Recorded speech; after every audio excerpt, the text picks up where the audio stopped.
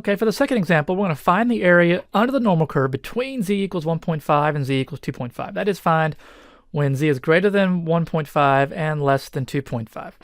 Now notice that when we're finding these areas here, that this right here is exactly the same as when it's equal to 2.5 and greater than or equal to 1.5. The equal to at a particular point with continuous distributions does not affect the outcome, right? Because we don't have an area at a particular point since this is a continuous. Now, when we did discrete, it did matter, so just kind of keep that in mind. These are going to give you, these are the same. So we always begin, we're going to begin by drawing, labeling, and shading. Draw this out.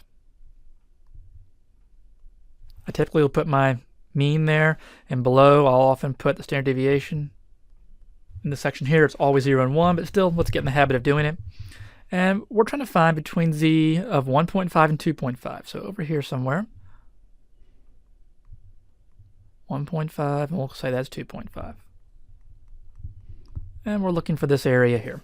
Okay, again, go ahead and access the normal CDF by pressing second var to access the distribution menu. Select normal CDF. Again, put in lower, upper, mean, standard deviation, and paste that out. Press enter, you'll get 0.06059 or 60.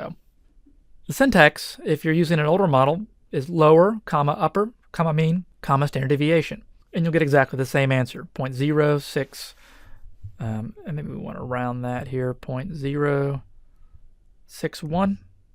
Okay, example 3, suppose we have a mean of 0, standard deviation of 1. So this is a standard normal curve. Use the calculator to find the probability or the area when z is greater than 1.96. We're going to shade this out. Label, we're at 0, we're greater than 1.96. And we're shading. We're trying to find that area. So on the calculator, you're going to go to norm CDF. Lower bound is 1.96. Upper bound is positive infinity, which I represent by 1e99. You could put 10 to the 99th. Any really big number would work on that. And then we have the mean, and I did not put standard deviation right below.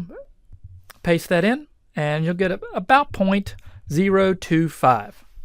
So we have a roughly 0.025 for the area. On the older models, very similar. When you access the norm CDF, you just have to type it in. You have to know this syntax.